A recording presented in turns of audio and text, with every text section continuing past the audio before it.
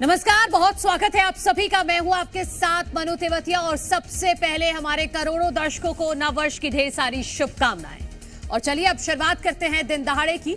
UP की राजधानी लखनऊ से सनसनीखेज खबर आ रही है। यहां एक ही परिवार के 5 लोगों की हत्या कर दी गई। जिनकी हत्या हुई वो 5 महिलाएं थी। पारिवारिक कलह में हत्या की आशंका जताई जा रही है। भाई पर ही बहनों और मां को मारने का आरोप है। पुलिस ने आरोपी अरशद को गिरफ्तार किया है। आगरा का रहने वाला परिवार था। लखनऊ के होटल शरणजीत में वारदात को अंजाम दिया गया है। तो लखनऊ से ये सनसनीखेज खबर है, जहां पर एक व्यक्ति ने एक ही परिवार के लोगों की हत्या कर दी है। 5 महिलाएं थे। बताया जा रहा है कि एक भाई ने अपनी मां और 4 बहनों को मौत के घाट उतार दिया। पारिवारिक कलह में हत्या की आशंका जताई जा रही है। फिलहाल पुलिस ने आरोपी अरशद को गिरफ्तार कर लिया है। उससे पूछताछ की जा रही है कि आखिर इसने ऐसा क्यों किया। ये पूरा परिवार आगरा का रहने वाला था। लखनऊ के होटल शरणजीत में ये ठहरा हुआ था। और क्या अरशद अपने परिवार को आगरा से लखनऊ इसीलिए लाया था कि उसने पहले से ही पूरी प्लानिंग की हुई थी कि लखनऊ में होटल में ले जाकर इन 5 जिंदगियों को ये खत्म कर देगा। आखिर क्या वजह रही कि एक भाई ने अपनी 4 बहनों को, एक बेटे ने अपनी मां को मौत के घाट उतार दिया। अरशद जो आरोपी है वो पुलिस की गिरफ्त में है। उससे पूछताछ की जा रही है कि आखिर उसने ऐसा क्यों किया, और वो भी नए साल के मौके पर। कि होटल शरणजीत के कमरे में 5 लोगों की डेड बॉडी पाई गई है। तत्काल स्थानीय पुलिस द्वारा मौके पर पहुंचा गया।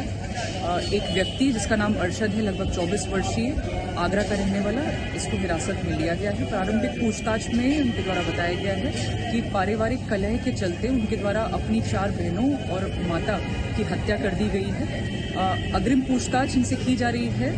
फील्ड यूनिट मौके पर पहुंच गई है। साक्ष्य संकलन की कार्रवाई की जा रही है। हमारे सहयोगी तुषार ज्यादा जानकारी के साथ लखनऊ से जुड़ गए हैं। तुषार, क्या वजह सामने आ पा रही है कि एक भाई ने अपनी 4 बहनों को और एक बेटे ने अपनी मां को मौत के घाट उतार दिया? बिल्कुल, अभी तक जो पुलिस ने जांच किया उसमें पुलिस बता रही है कि पारिवारिक कलह है, इस वजह से मार दिया। लेकिन यहाँ पे तमाम सवाल अभी खड़े हैं कि एक आदमी इतने लोग की हत्या कैसे कर सकता है।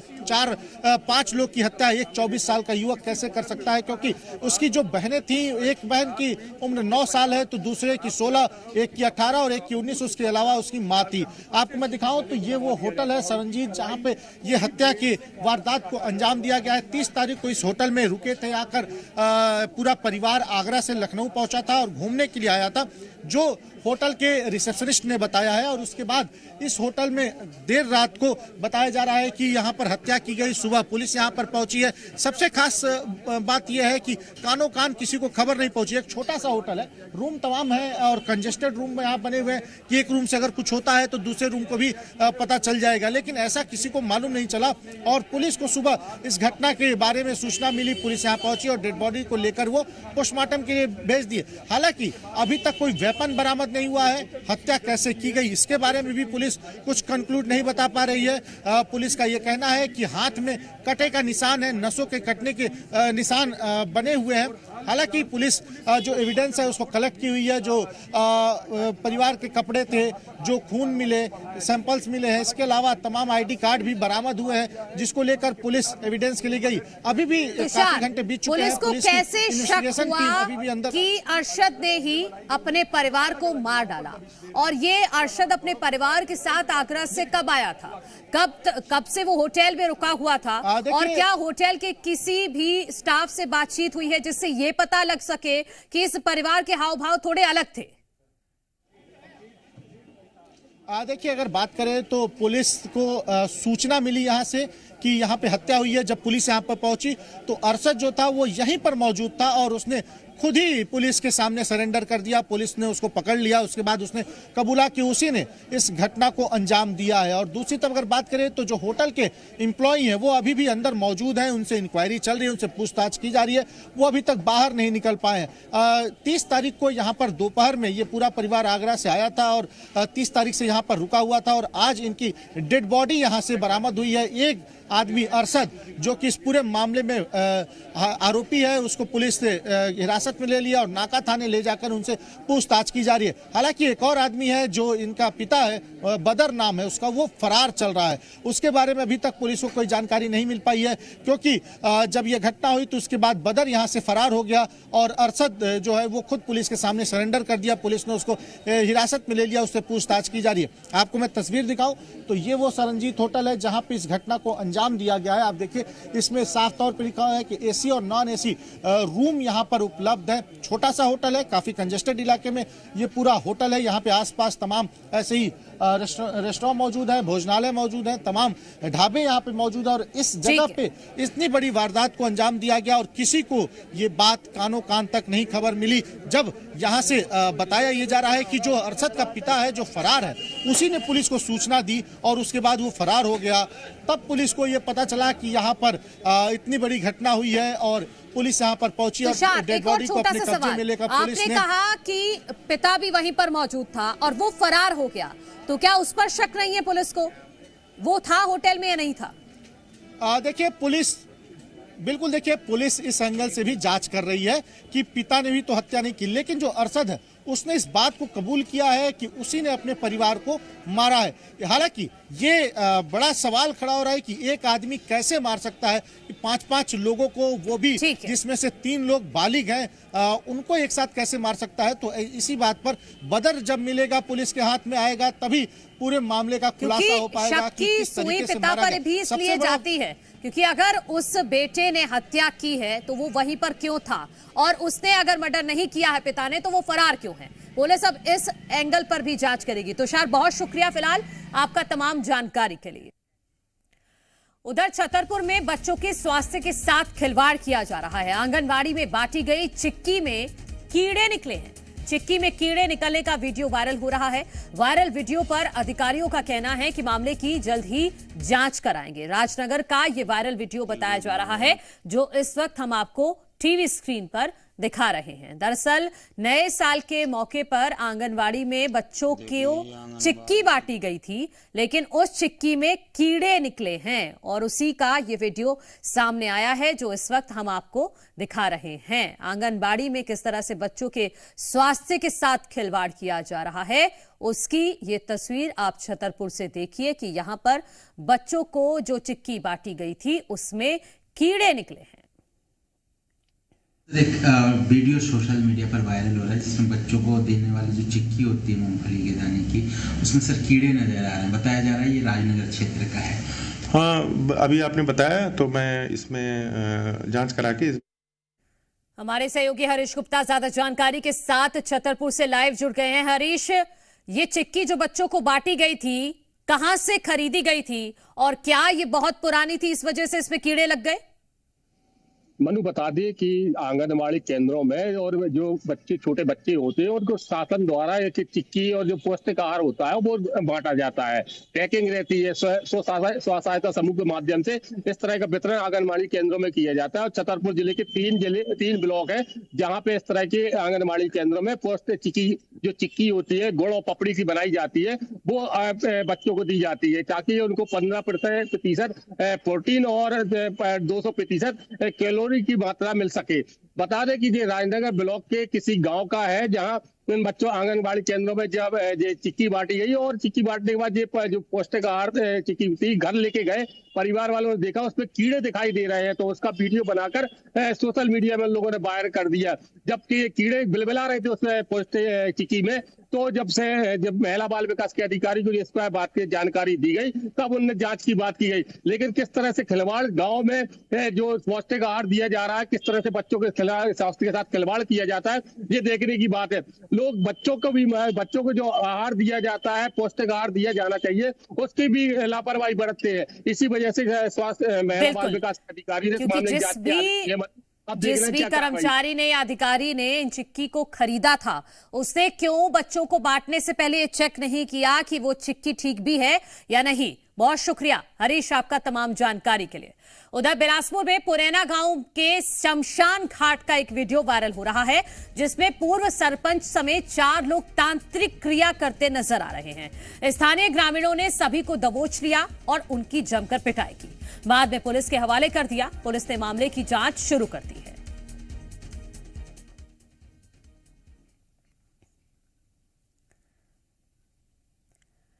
तो बिलासपुर से ये वीडियो सामने आया है जो इस वक्त हम आपको दिखा रहे हैं। पुरैना गांव का ये वीडियो बताया जा रहा है, जहां पर शमशान घाट में पूर्व सरपंच समेत 4 लोग तांत्रिक क्रिया करते नजर आ रहे हैं। स्थानीय गांव वालों ने सभी को दबोच लिया, उनकी पिटाई की और उसके बाद पुलिस के हवाले कर दिया।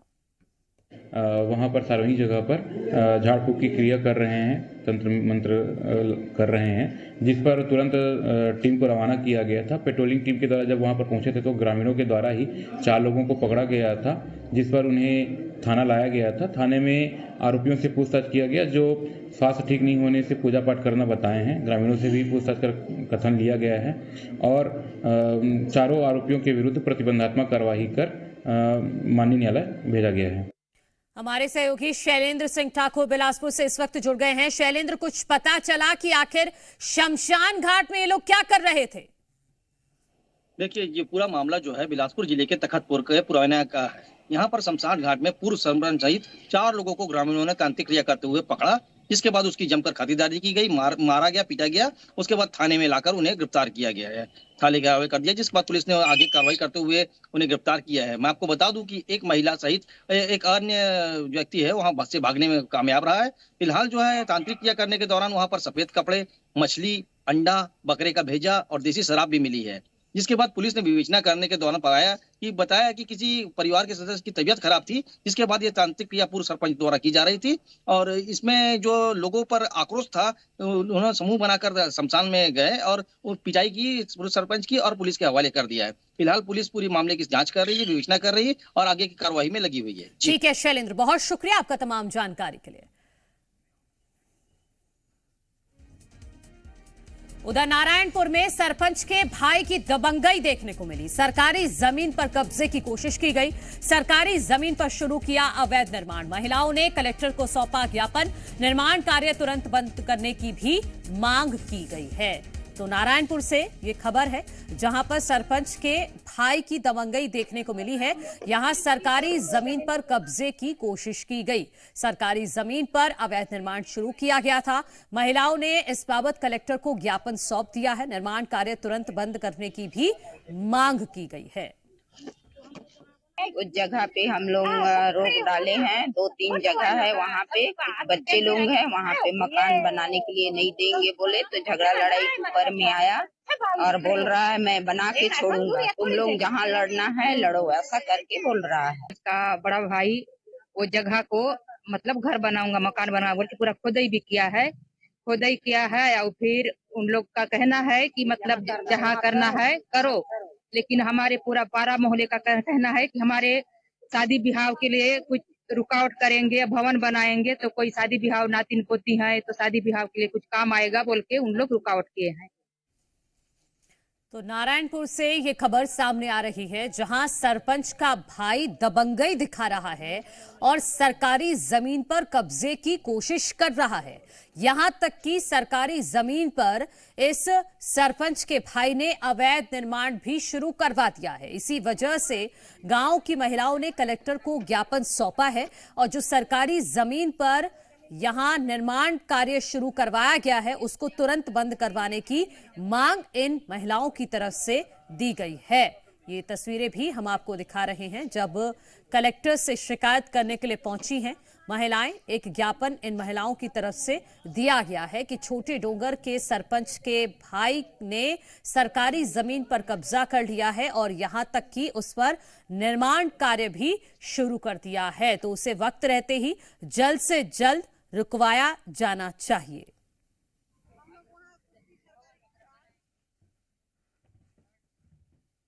उधर कोरबा में दर्दनाक सड़क हादसा हुआ है। तेज रफ्तार कार खंबे से टकरा गई। इस हादसे में एक युवक की मौत हो गई है, 2 लोग घायल हो गए हैं। नए साल का जश्न मनाकर लौट रहे थे ये नशे में धुत थे कार सवार युवक।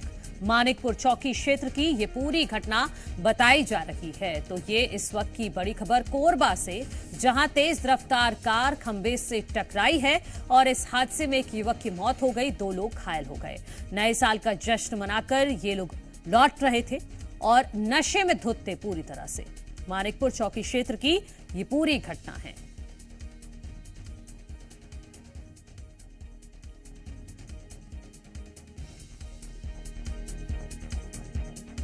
तो नए साल के जश्न के बीच ये दुखद खबर कोरबा से आई, जहां पर रंग में भंग पड़ गया, क्योंकि नशे में धुत होकर ये लोग गाड़ी चला रहे थे और बहुत ही तेज रफ्तार से चला रहे थे।